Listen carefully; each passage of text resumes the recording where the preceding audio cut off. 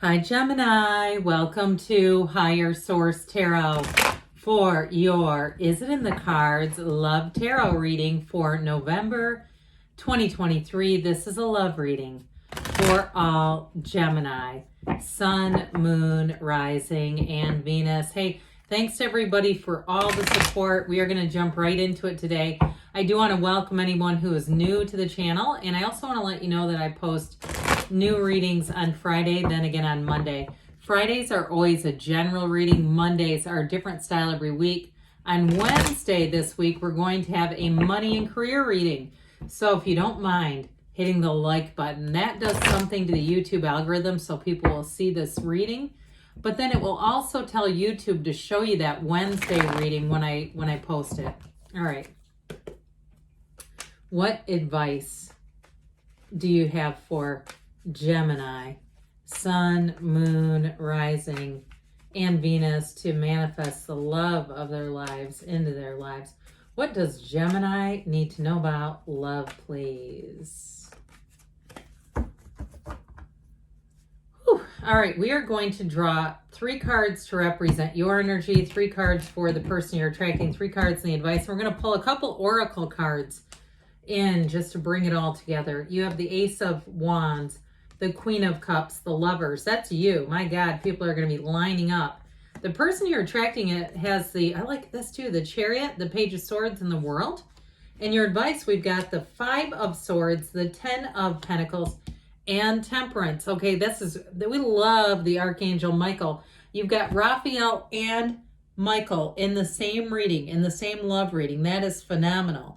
So we have here Sagittarius, Gemini. We've got Cancer, Leo, Taurus. And so when you look at these two, and then we're going to get into these oracle cards. Okay, the Archangel Michael is known for safety, security, protection, and also too to help you discover your life's purpose. It's a very important symbol, or really it's an archangel, but the card is a symbol of that. He's also associated with repairing situations.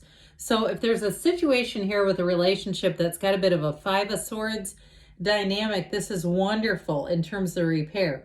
Now, of course, Raphael in the Lovers is associated with all things to do with personal love affairs and matchmaking. So if it's a new person coming in, you're going to meet your match here.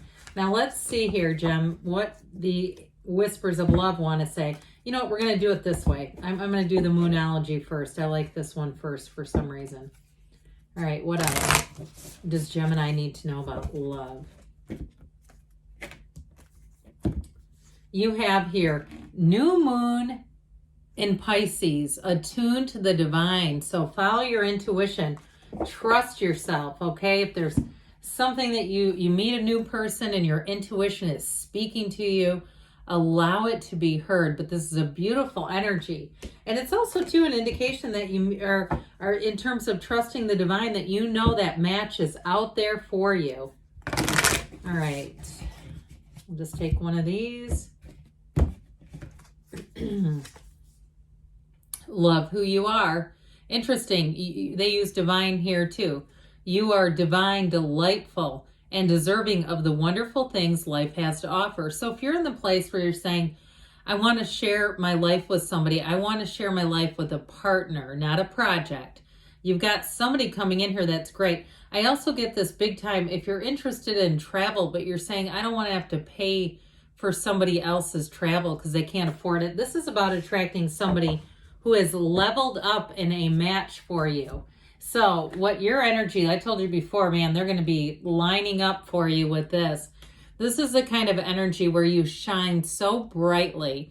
And I feel like too, the charm and charisma, you're not even trying. Okay. You exude charm and charisma in this energy. So you might find that you almost have a hard time disengaging from conversations. And I'm not even talking about, going out and trying to be on a date. I mean like day-to-day conversations where you're trying to run errands and you're like, oh my God, I can't get all this done because I keep getting into these conversations and I'm trying to be polite and I'm trying to move away from this person. Have you ever had one of those where you're literally backing up to try to kind of give a visual like, yep, it's been great talking here.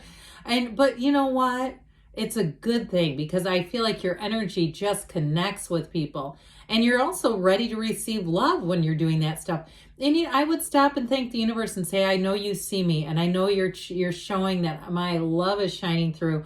And that's why this keeps happening. Even if I am running 20 minutes late to be wherever you're supposed to be next.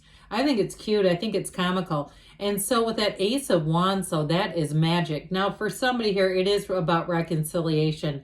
With the cards and the advice and that Ace of Wands, expect an apology coming your way. And I do feel like it's straight from the heart. You have something here. You have a soulmate energy coming in. And so if it is a reconciliation, you've got the healing. You've got every single thing it takes to heal. You also, too, with the Queen of Cups, you have that Queen of Cups represents a confidant. So I do feel like if it's somebody you've already known, they realize that. They realize that they have a very special bond with you and that they know they can talk to you about anything. Now, in a new relationship, it's going to take off fast and hot, but it's going to be built on trust. So it's not, and I don't mean that in a sexual way when I said it like that. I mean it in the way where it's exciting, where there is a tingling about you. And so with that Queen of Cups, though, you'll find that you can talk to this person for hours. This thing about people talking to you, it comes in here too, big time.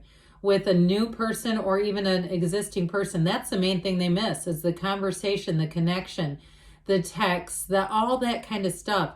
It's energy. And so if you are asking about reconciliation, you withdraw that energy and you quit thinking about them. That's why we do in 30 days, no contact. I mean, I don't, but that's why people try to promote it. Because once you withdraw that energy, they will feel it and they will come running.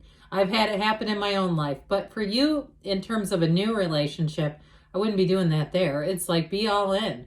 So the Lovers is a matter of the heart. It's choices coming straight from the heart. And it is an overwhelming energy of love. It is undeniable when you have the Lovers, especially representing you. You're confident, you're attractive, you've got an energy that beams. And so, yeah, it's in the cards. If I didn't already say that, I'm remiss. So the person that you are attracting, they have travel in their cards here a few different times, law of attraction energy. So that thing with the travel came in too. And if that's the case, I do feel like this person's well-traveled. I also feel like they can afford to travel. They can take care of themselves. They're not looking to be in a relationship because it eases the burden of debt. I feel like whoever this is, and even if they're younger, and you say, well, you know, everybody in my age group has a little bit of student loan here and there. Look, I lived through that time. It's certainly not a deal breaker. It wasn't 20 years ago, and it's not going to be now. But I do feel like it's again, somebody who's on the right path. This is not someone who's, you know, destitute and trying to find a way out. This is somebody who's stable. They're very confident. It could be a Cancerian. I like their energy quite a bit. Because when they're in a relationship, they're protective of that relationship. You're not going to have to Google them. You're not going to have to hire a private investigator. You're not going to have to put an Apple AirTag on their car. Not that you would do that. You're not even going to think about those things because they're all in it and they're very transparent. This is somebody who's very straightforward. I feel like they're very intriguing and interesting as well, especially with that Page of Swords, because that is actually a card of a person who's very intellectual and very curious. It's somebody who loves to learn, who loves to know how to do things, but I feel like they're quiet about it. They're not bragging about it or even throwing in a humble brag either here and there. I feel like that would be such a turnoff to you anyway, because with the World, that is nirvana. That is a wonderful card in a love reading. It's, again, somebody who's ready to share their life with you. And so it could be somebody who's moved to the area recently too, if it's not someone who's traveled a lot, but ultimately it's a card of someone who's very, very successful. This particular energy too indicates that it is an important encounter. So even if it's with an ex, it may not be architected at all, even though I do feel like they keep tabs on you. Let's not kid ourselves there. But I do feel like you may have a chance encounter with them, and that's what gets the reconciliation train going again, for those of you who are asking. Now, when it's in the cards, I read it, okay? The cards don't lie. This is not a straight up reconciliation reading, but it is in here. So I like to acknowledge it when it comes out. So in the advice here, you have leaving a legacy. You've got go with the flow. and you've got a change card. So I feel like in the advice, they're saying it's time to put down conflict or old resentments. It's time to be done with a chapter. And that's especially important if it's reconciliation, because otherwise you'll just bring back the old relationship that didn't work. But we know that love is energy. It's never created or destroyed. So if you loved once, you can love again deeper and stronger. And this time it could run the distance. But if it's a new relationship, it's also too about putting down conflict and really too seeing things as your source sees them. So if you've had relationships in the past that started off great, and after some months there were things that the person did that just bugged the crap out of you, and or vice versa. I mean, that's the mind. The soul doesn't get mad at another soul for being 5 minutes late, or I mean, they don't have time anyway. So I mean, it wouldn't really matter. Time is eternity.